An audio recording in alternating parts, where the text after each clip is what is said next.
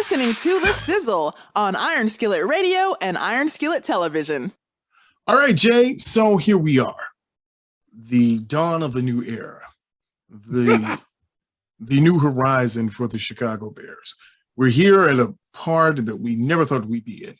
We've got a new general manager coming to the scene and some more information that we're going to talk about shortly. But new general manager, what are your feelings? How do you feel about getting Ryan Poles from Kansas City and putting him in as your new GM and I guess czar of everything football related? Well, the first thought I have is he's a New York Giants reject. Wow. Okay. He was in the running for the Giants job, and they picked another GM other than him. I wondered why. Well, does it make any difference that he used to be a Bears player? Well, he was cut by the Bears. He wasn't actually a Bears player. He attempted to play for the Chicago Bears, and they said, no, you can no play here. Now, the Boston College grad who blocked for Matt Ryan has been a super achiever all his life. He was player of the year back in his New York Day playing days in high school. He's an overall guy who has always rose to the top of his job. He was just a regular assistant on the Chiefs, and he built his way up into the position where he is now. Now, he's 36 years old. So is this like a hire, like we're looking, are the Cubs trying, are we trying to do what the Cubs did when they went and got in the young blood Theo Epstein in? But Theo Epstein had a winning record, a winning pedigree. Now, this young man comes from the Chiefs, and we know they have won the Super Bowl recently. So was he an integral part of that? Some people say that he is. But I haven't found yet that he was the one that identified these different players, that he was the one that identified Patrick Mahomes, that he was the one that identified Tyreek Hill, that he was the one that found these players that led the Chiefs to be a Super Bowl champion. I haven't heard that anywhere yet. So is he really good at putting together a scouting staff that goes out and finds these players to build championship teams? Is he going to bring some of those scouts with him over to the Chicago Bears? So this is a wait and see moment for me. I'm not jumping up and down going, I love to see young blood because they usually bring energy when they come in. Waiting to see what he's going to do here. Can he replicate what he did with Kansas City? Because we found out already that Justin Fields is no Patrick Mahomes. True. I mean, I guess we learned that. I don't know if we've really learned what Patrick Fields. Oh, that would be a good one. That would be a good one. I mean, that would be a good combo. I don't know if anybody knows what Justin Fields is. Justin Fields is a kid that was playing for an offensive coordinator who actually didn't know how to coordinate any offenses. We saw what he was in college. So I guess by happenstance, you think could translate. But I don't think we know. I've never thought that Mitchell Trubisky was a terrible quarterback. He was just in a terrible situation. And it could be the same thing with Justin Fields, just being in a really bad situation where he's not able to utilize the strength of a good offensive coordinator. Yeah, but how many times have we seen Justin Fields get his whole head knocked off from a blitz off his left side that he doesn't pick up? Now, we understand that happens to quarterbacks. It's the NFL. Once they find out that there is something that you can't do, they're going to keep doing it because they will exploit weaknesses. Question is right now, can this GM bring in the right coach now to come in and coach up Justin Fields? Are we going to see a complete roster turnover of coaching staff? Is this going to be everybody's got to get familiar with everybody type of move right now? Are we going to be able to get rid of this $30 million of backup quarterbacks that we got going on right now And is this GM going to bring in somebody else to vie for this starting position, or is he just going to hand it over to Justin Fields? These are all a boatload of questions I'd love to have answered. It's funny. I thought maybe a good coordinator, maybe a good head coach would see maybe we don't need to single man coverage. Maybe we don't need to single block on the side, and maybe this young man can't see. Maybe you want to help put somebody over there with him. Maybe no, that didn't work in Cleveland. No, you just let your quarterback get shellacked with no game plan. But from what you saw already, I don't know if there's anybody good enough to really stay on the staff.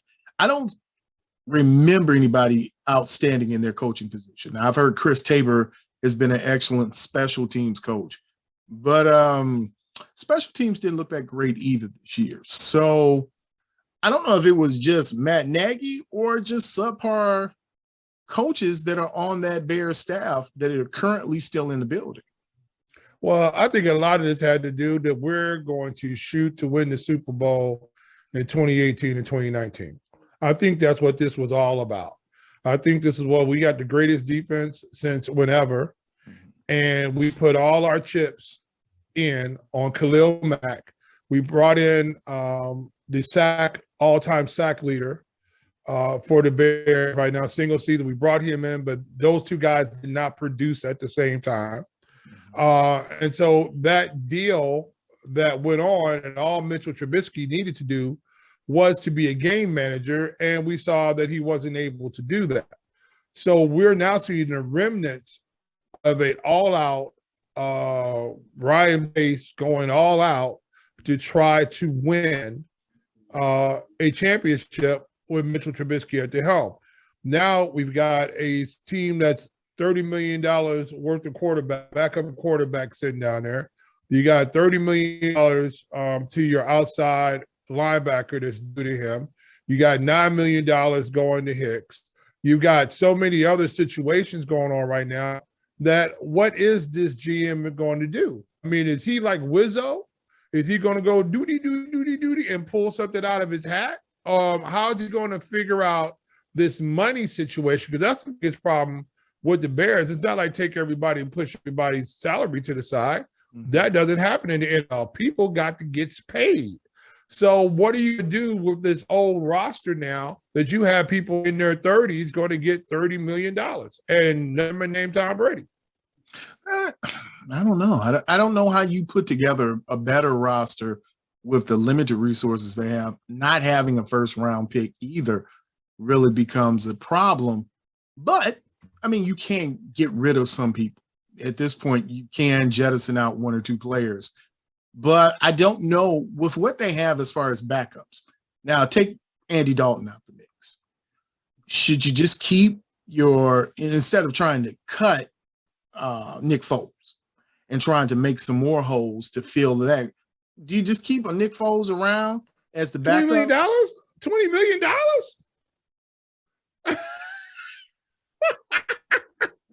That's the way problem. Things have been going. They're going to pay somebody else another 10, 15 million just to be a backup. So then are we saying that Justin Fields is not going to be your starting quarterback?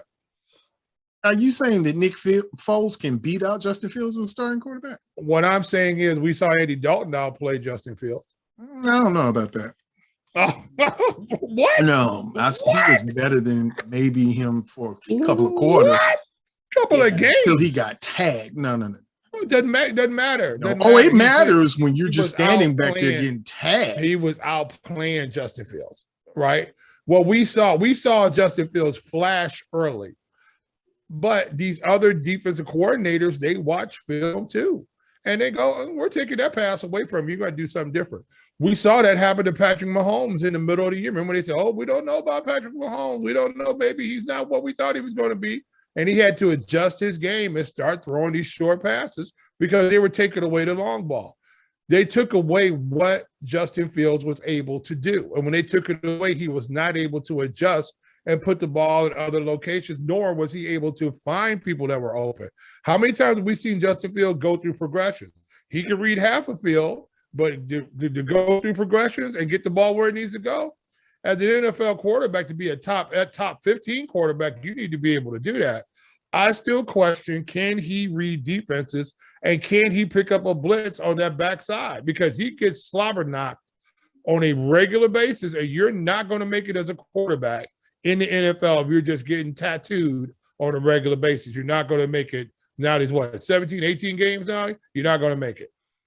Well, I don't think if you're not trained. I mean, we're putting now you're saying one quarterback who just came into the league versus another quarterback who's been in the league over 10 years. I mean, after 10 years, you figure out how to read defenses if you're going to stay in the league. You figure out where you're going to get hit from. You figure out how to slide, how to move.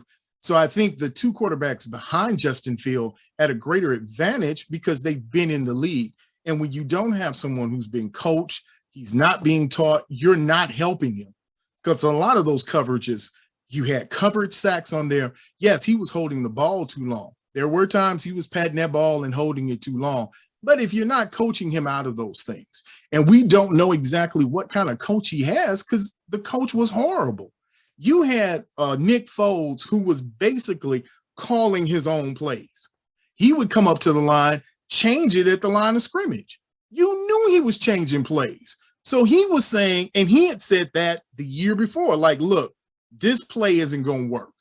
I don't care what you say. I don't care how you put it together. This play isn't going to work. He would audible out of it. I think you started to see that with Mitchell Trubisky also, where Mitch was like, look, this ain't working. I mean, I don't know. Maybe sometimes Mitch seemed like he was throwing for his life. Funny enough, wouldn't it be funny if Aaron Rodgers actually leaves Green Bay and then they go and pick up a Mitchell Trubisky to come in as a filler? Because what I saw of the Love kid, nobody seems to love in Green Bay right now. And you talking about a player who really doesn't know how to read. I saw Love get tagged and get beaten and bamboozled. So if you got a Mitch Trubisky, I like Mitch Trubisky.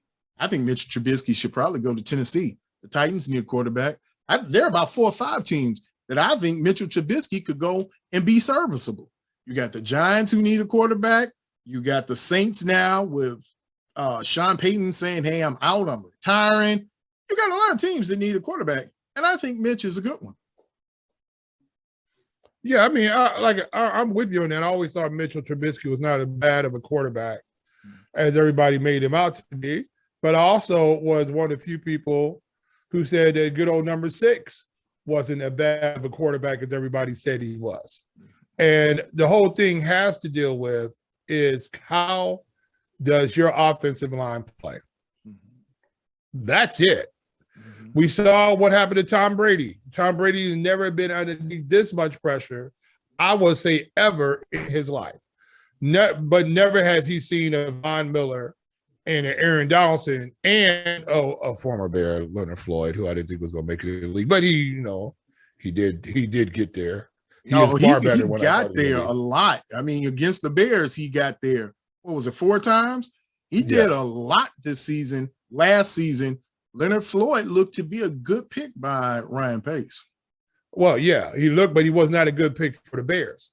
We saw what happened to him here, right? So either this coaching staff has been inept for a decade. You know, everybody we brought in didn't know what they were doing. Then I'm really concerned that Poles was not their first choice. That he was a cast off from the Giants. Who were the Bears looking at that GM candidate said, I don't want to come to the Bears?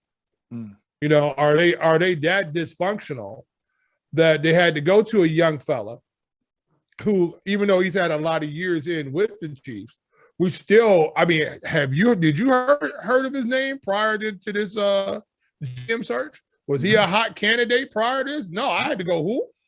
He was a surprise candidate. He kind of came out of nowhere. Right. So, they said he's been up for a couple of jobs, but, I tried to stay abreast of some of this stuff, and I hadn't heard his name yet. So I was surprised. So, I mean, are we taking a flyer on a guy because maybe somebody else said maybe this guy doesn't have enough time in the league GM-wise?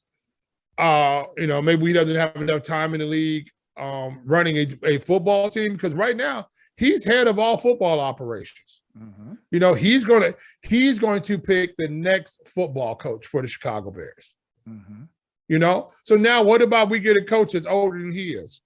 And, you know, it's funny that you mentioned that, because we were saying earlier we're going to talk about something that's funny. So let's talk about something funny. Is that there's been a report, and it's now circulating around. Everybody's talking about how this is going. But I remember Jeff Hughes from the Bears blog was the first to start really discussing the fact that everybody thought, you know, Omar Khan had a shot at being GM.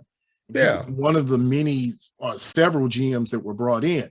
But the report now states that Omar Khan was not coming in to interview for the Bears position. Now, here's one. This is what's going to be strange. Wow, bro. That's crazy. That's so love, bro.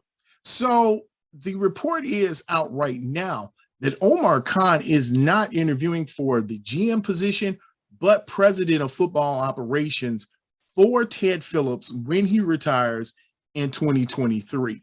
So supposedly Ted Phillips is staying on to get the Arlington deal done, get it signed, get it wrapped up, get everything done. And then he steps away from president of football operation, probably goes, sits on the board, has a nice position. But Omar Khan is being looked at as a replacement for Ted Phillips. So it's a lot of weird stuff going on with the Bears that I don't think we've ever had like proficiency at the Bears ever. Well, I think Ted Phillips has been the money guru for the Bears. And I think that he and his Arlington new football stadium out there, I think he's going to be all encompassing in making that happen. And I don't think he can do football and that at the same time. And I think that's what you might be hearing, those type of things, because maybe he's going to step into that and just run the stadium football operations and not so much the football operations, football stadium operations, and not so much the Bears football operations. That's why you might be seeing an Omar Khan getting an opportunity to come in and fill his spot. So, I mean, it's interesting now. Now we're looking at diversity here. So are we looking at the Chicago Bears? All of a sudden, they're going to be the most diverse upper management football team in the country. That is it possible that next year you could have Omar Khan and you could have Mr. Poles, two, as my partner likes to call them, melanated individuals in the top football position. Is this a sign that you're seeing Mr. McCaskey step away from football operations? Is he now trying to bring in these younger guys who have more of a visceral knowledge of what these players' situations and what these players are looking for? Are they trying to say, hey, let's get us some young guys who can relate? You know, this 1950s Bears, Papa Bear, Hallis Bears, they're gone now because apparently they can't win in a weak division. I mean, the only reason why the Green Bay Packers were as good as they are because they played against the Bears, Detroit, Minnesota twice a year. I mean, people forget the fact that you got Hall of Famers, 30 years of football between Aaron Rodgers and Brett Favre, and only 2 championships out of Absolutely. 2 of maybe the greatest of all time. Only 2. 1-2. So why is that? Were they just playing in a weak division? And when all of a sudden they get out into the real football world, they get it put to them. Yeah. How come we only have, we got 2 championships for 30 years, something like that? Right. And it's just the 2 of them. Brett won 1, Aaron won 1. And here's, it's weird going back to your point. You could have Jim Caldwell, a cast off from the Lions, right? You could have the most ethnically diverse be you melanated, African American, be you black, however you want to call it, you might have the most diverse front office. If you get an Omar Khan, you get Ryan Poles, you get Caldwell, you got it. Your DEI person now she has power over some things. You've got a player development person who's melanated. So now you got a weird mixture, and you've got that connection to the Pittsburgh where Omar Khan was he's been in Pittsburgh 20 years, something like that. Something like that. So you're learning how to build. I think I heard earlier that the head coach for the Pittsburgh Steelers was one of 37 candidates. 37. And somehow they whittled it down and got all the way to Mike Tomlinson, and that's where you are out of 37. So I don't think Caldwell can last 37 people. I don't know if he'll last 37 weeks. But enough said that if you've got diversity like this, and to your point, if you got people walking out the door, or you've got a McCaskey who's saying, I could just be chairman of the board. That'd be cool. Let these young people do this. That would be something. Now, that is a conversation to be had. Yeah, because you're looking at a situation right now, because I don't know if McCaskey knows Omar Khan personally. Mm-hmm. I don't know if they've, vacationed before. I'm not sure if they sat around and had a mocha latte mocha before, or they discussed, their chess games or, anything like that. So we've seen with the Bears beforehand that the McCaskeys were always getting people that they felt comfortable with. Mm-hmm. Now the question is, will they feel comfortable with people that they don't know? Mm-hmm. And that's my whole question. And maybe we don't have this personal, this is my buddy. Now we've got a business relationship. Mm-hmm. Go out here and win football games. Maybe this move is it Michael McCaskey? That he is now, where was it, George? Which one is it? George. Michael's dead. Oh my God. Again, that's what I was saying. Is it? This is a joke, people. Bang, bang. Oh. Wow, bro. Too soon. I'm sorry. Okay. Anyway, is it now?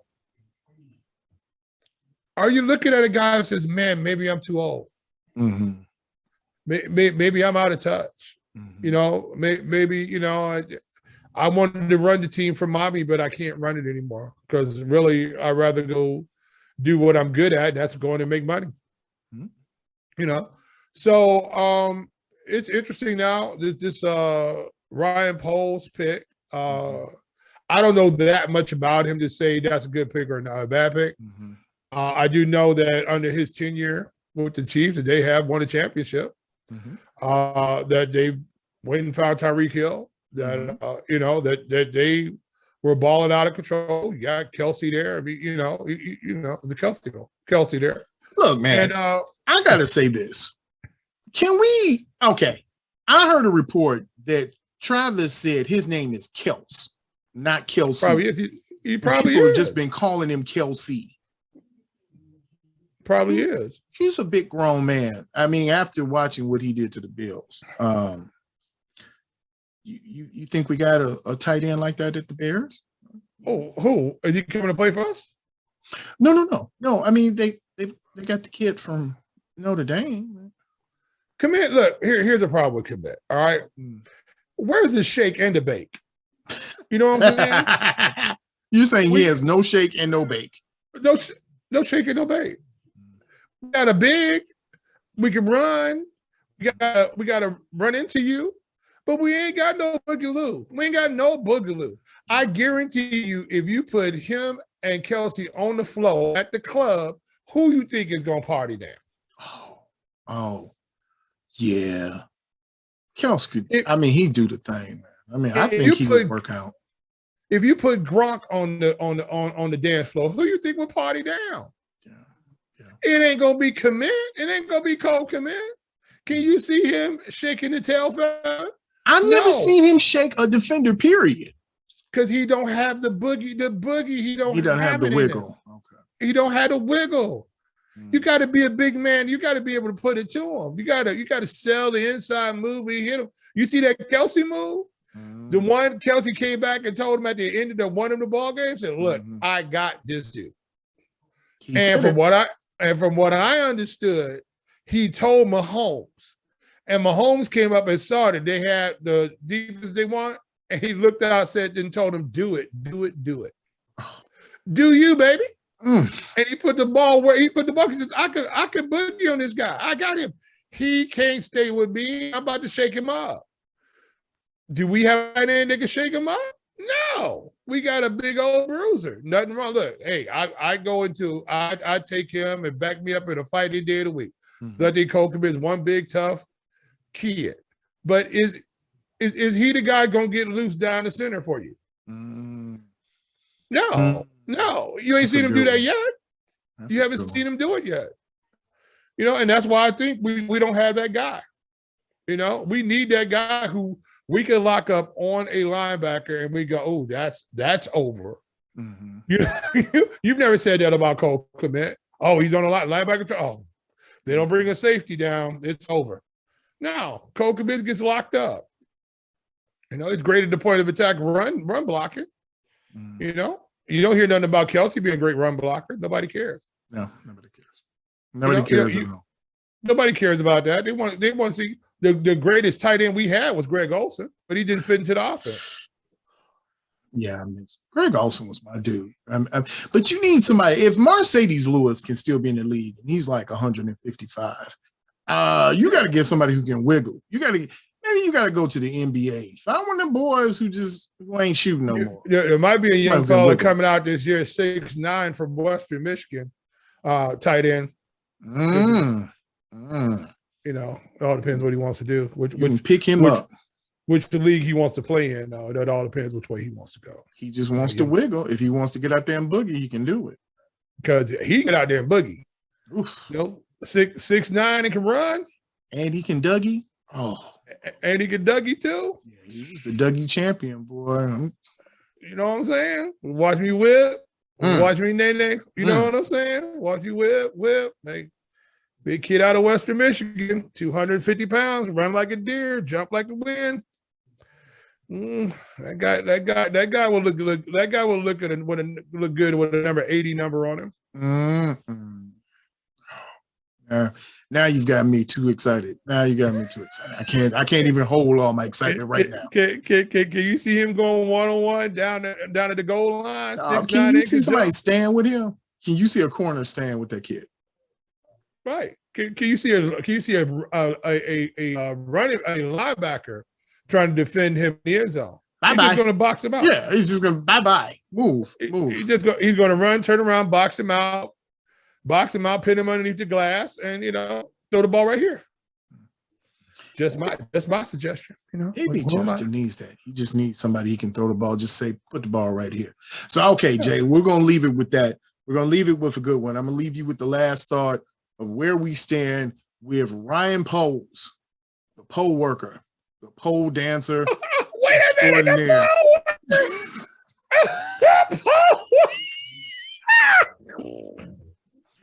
the man of the hour, the flower power, the child is going to do it because it can't be done no more for the We're going to call him like, the pole setter, the winner of the pole, like he's number one. That's where I was going. You got the man swinging down there doing the butterfly, hanging upside down. No, like a coming down the pole. Like election time, you pole work. You make sure that the judge and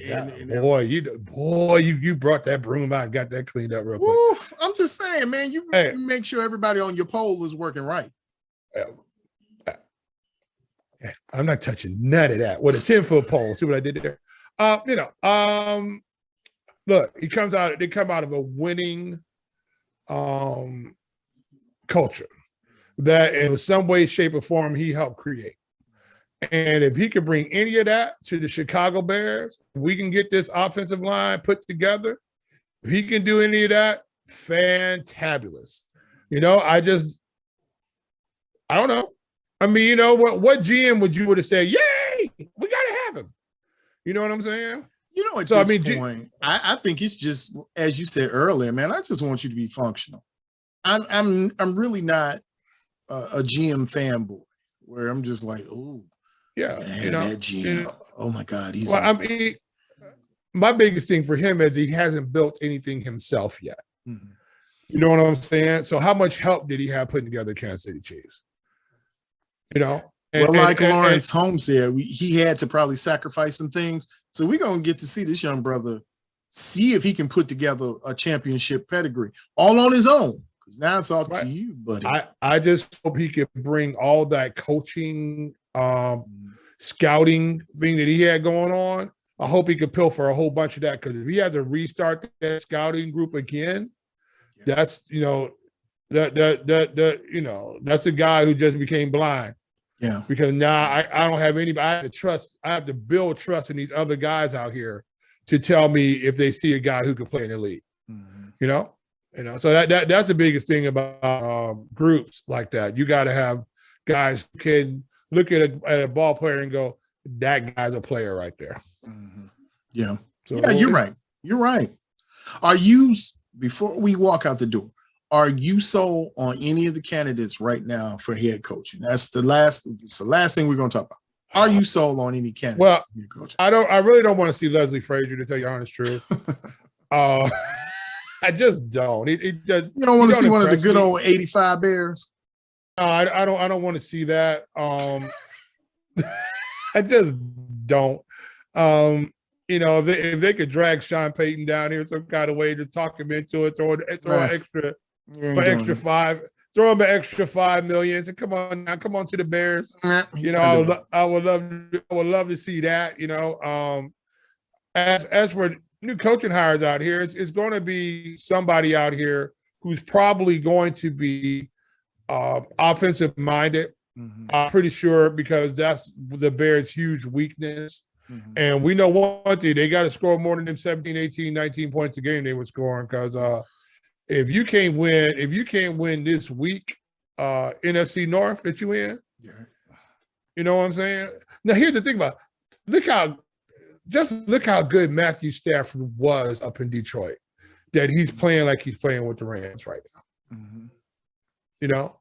Yeah. And that just tell you how bad Detroit was. And he had a good quarterback. How bad are the Bears going to be now? And we don't have a good quarterback, and we don't have a good defense. Wow, bro. That's crazy. That's so love, bro. You know what? We're going to leave it right there, because I don't think there's any more that can be said. If it is, then I'm not going to say it, because I'm going to be accused of putting somebody on the pole again. And all I was saying was he was just trying to work in his. Yeah. What's the pole music? I don't know, but you got the pole lights behind you. So I know. Hey. Now coming to the stage. Coming to the stage. There you go. Go ahead. Ryan Poles. Ryan Poles. That's how you should come in. At his press conference, just be like, with an EDM beat behind him. Oh. And with Cardi B playing in the background. It's up, it's up. And she's so depressed now that they swore that Cardi's got the ill nana. See what I said? The ill nana. Yeah. She got the cootie coos. That's all right, Cardi. They got medicine for it. You just keep going, girl. We'll get you right where you need to be. Cardi B. It's up, then it's up, then it's up. Oh, you know who it is. You know what it is. It's the Sizzle here on Iron Skillet Radio, Iron Skillet Television. We are the talk of the 219. We're the only talk in the 219, and we will see you, my friend, on the other side.